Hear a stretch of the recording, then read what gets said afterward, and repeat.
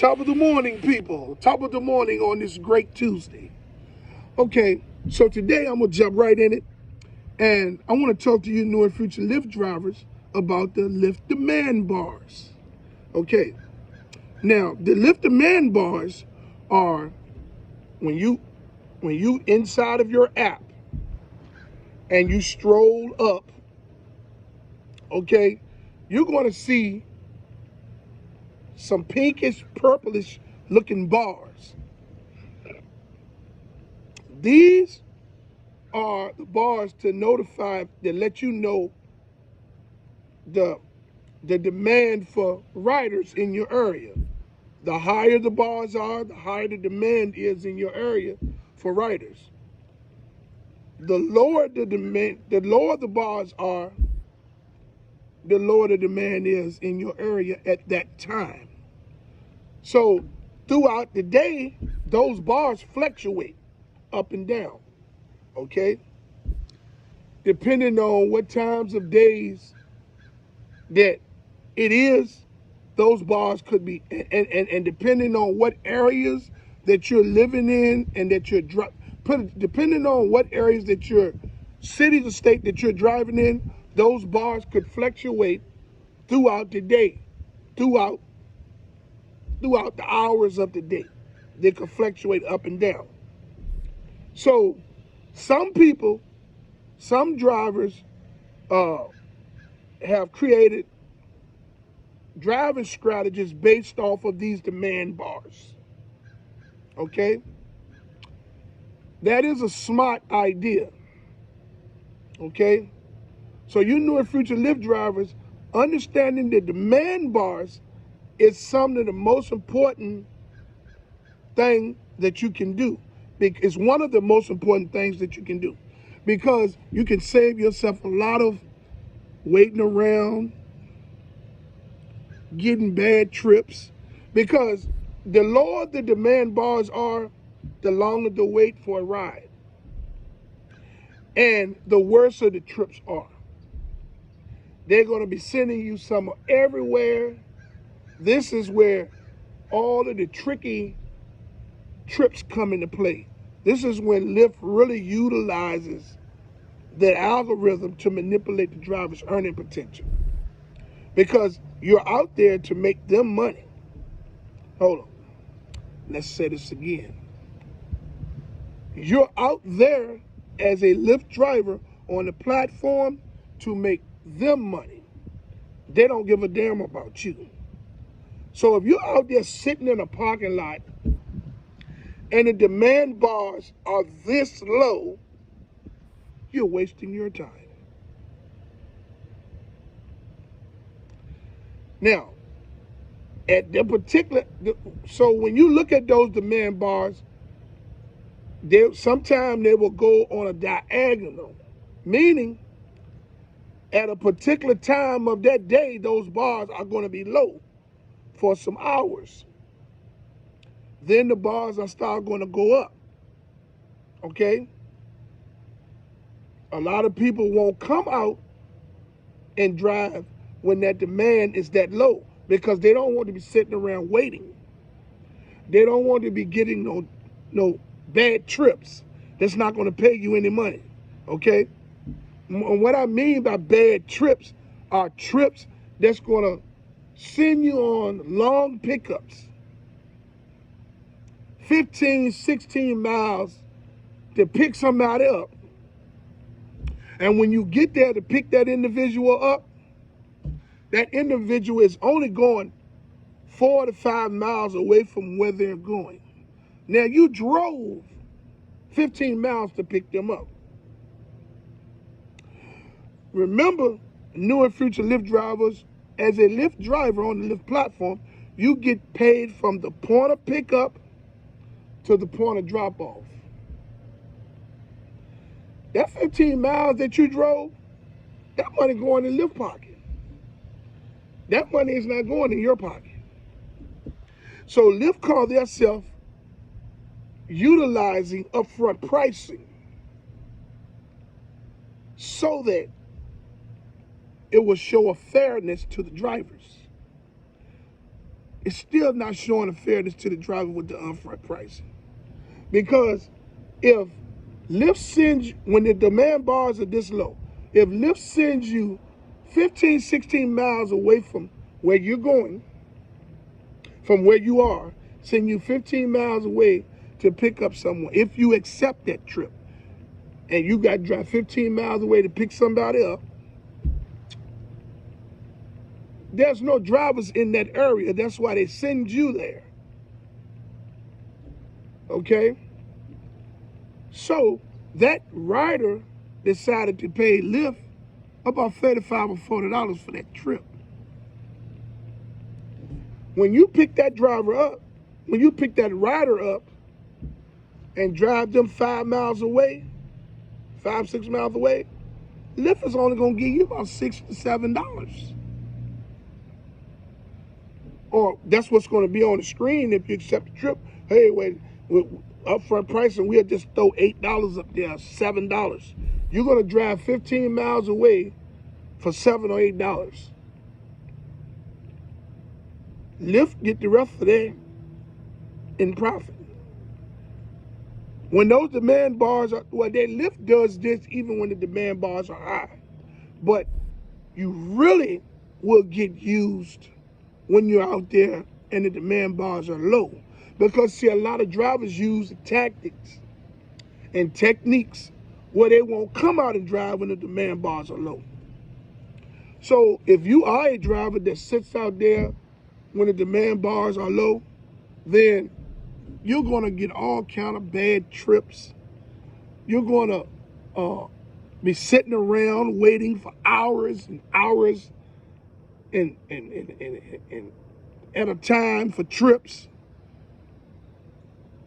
When the demand bars are low, the demand for rides are down. Ain't no sense of sitting around. And if you're a driver that just like to sit around and wait, then, build a strategy that fits you. But I'm telling you about these demand bars, understanding them. When the demand bars are low, it's almost useless to be out there, okay? When the demand bars start to rise from medium to high, then it's maybe a good time to go out there and start to driving. All of this still depends on the city or state that you're driving in. The whole Lyft algorithm is built to favor more higher demanded areas than medium low demand and low demand areas. So if you go out there and the demand bars are low to medium, and you are in a medium low demand area, meaning that there's more drivers than demand for riders, man, you're going to be sitting around. And then when the demand bars raise, in that area is a medium low demand area, you're still not going to make that much money. You might get a boom where you might make $30, $40, $50, but then eventually it's going to go down because you're in a medium low demand area. The problem with the Lyft algorithm is it's not balanced out so that everyone can drive, that's driving whenever time they choose to drive, will benefit from making a substantial amount of money. You got some drivers that go out there because the areas that they're in are so bad that even if they go out there in a high demand area, when the bars are high demanded, they still lose. They still lose. You're going to burn. The goal is to come out profit-wise. Your gas does not supposed to outweigh the amount of money that you make. And a lot of drivers are experiencing this because of the way that Lyft structures their trips. Okay, I get it. They call themselves implementing filters in the system, so you can stay in a particular area, right? That shit is bullshit, and it does not work. Because eventually, they're going to get you outside of that filter. Or as long as you sit in that filter, you're not going to make any money. They have ways to get you, to manipulate your earning potential. This is why so many drivers is not making any money. Look, new and future Lyft drivers, it's my goal here on my channel to educate you all so that you all can understand the inner workings of the Lyft platform while you're driving. I'm not out here leaving videos that makes no other sense. I'm not out here telling you, hey, I made 2,700 this week. I drove 80 hours. I drove 7 whole days, 12 hours a day. I have no life. I'm not doing all of that. I'm not going to also chastise why you're not making a certain amount of money, because I can't tell you that. I'm damn sure not trying to put out a course that's going to help you make $2,000 to $3,000 a week, because it's not going to work. You people, you new and future Lyft drivers, you looking at these YouTube channels, and these guys, it's got all these referral links and product links down in the description of the videos. Man, them people is misleading y'all. You buy a course from them people thinking that you can take a strategy that they have in the course and make it work in your area. Your ass is going to be out back and lost out of some more money, whatever they charge you for that, the bullshit ass strategy that they done created. Because you people, you new and future Lyft drivers, remember this. The Lyft algorithm operates based off of the demand in your area. Your results are going to be different based off of the demand in your area. Your results are going to be based off of the price of gas in your area. Your results are going to be based off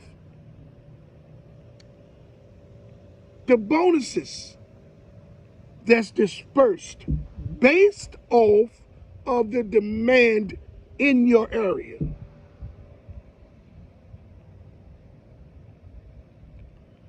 If the demand in your area is medium to low, you're not going to get a lot of bonuses. The system, the Lyft's algorithm is designed to give all the bonuses and lucrative ride challenges to all of the medium, high demand, and high demand areas. Because they have to entice these drivers to come out and fulfill that great demand that they have for riders. So they're going to give out all of the bonuses and lucrative ride challenges to these areas, cities, and states. Also, these YouTube channels where have all the followers, the subscribers, and millions of watch hours on their videos, the ones that's telling you how much money you can make, the ones that's saying, hey, I'm driving a Tesla, I'm making $3,000 a week, the ones sitting in front of the screen with sunglasses on and in the dark and all that stuff, like these guys that have become characters. What you people need to understand is that these people are putting videos out so they can stay in the algorithm at YouTube, so they can continuously get them fat YouTube checks.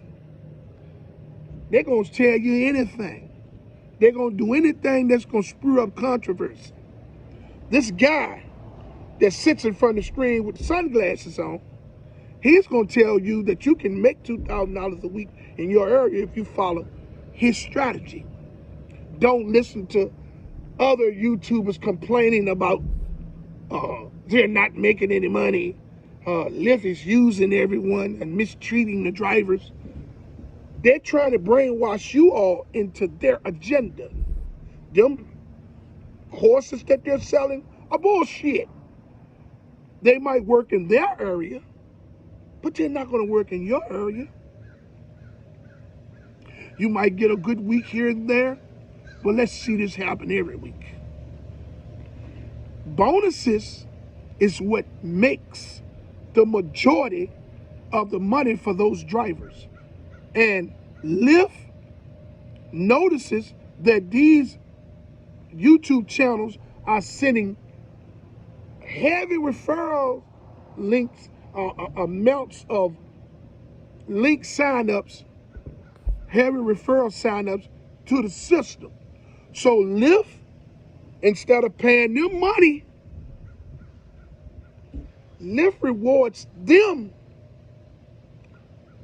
by giving them very, very lucrative ride challenges and all types of bonuses, so that to reward them for sending all of those referrals to the system.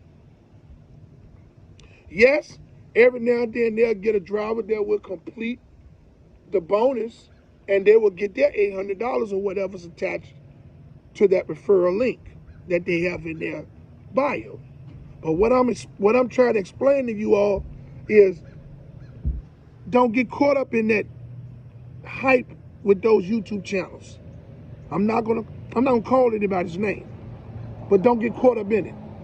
Those people have to put out content that's gonna keep them getting YouTube checks. I'm gonna put content out too whenever I do start getting a YouTube check, but I'm gonna put some shit out that's gonna be real. I'm gonna put some shit out that's gonna be authentic. I'm gonna put some shit out that's gonna help you all be Lyft drivers on the Lyft platform for how long you choose to stay on the Lyft platform. I ain't gonna tell you not to sign up, because I can't do that. But I can tell you exactly what you're gonna go through while you're driving inside that vehicle. I can tell you about a lot of the shit that's gonna go on outside that vehicle. I can tell you how to protect yourself. I can tell you how not to stand for no bullshit. I just wanted to leave this video today talking about these demand bars so you all can understand that those demand bars are the pinkish, purplish looking bars that you're going to see in your driver's app. When those bars are low like this, it's useless to go out there and drive, okay? When the bars are medium to high, those are good times to come out and drive. When those bars are low, you're going to get very bad trips, okay? Well, you're going to get bad trips anyway, but when they're low, you're going to be sitting around for hours and you're going to get very bad trips. And that's not a good look. Build your strategy based off of those demand bars and how the demand for riders in your area operates. Hey, I would like to say to all of you all, I love you all out there, and I hope you all love me back. I would like to ask all of you all that haven't subscribed to my channel to like, subscribe, and hit the notification bell so you can stay in the loop for my latest videos, and maybe join my lives sometimes when you have time, okay? I would like to say that I fully support striking and protesting efforts of Lyft and Uber drivers from city to city and state to state. I fully commend you all for your unselfish approach to fight for change. I stand with you all 100%, even if we don't get any change. Hey, until my next video, let's get this bread, baby.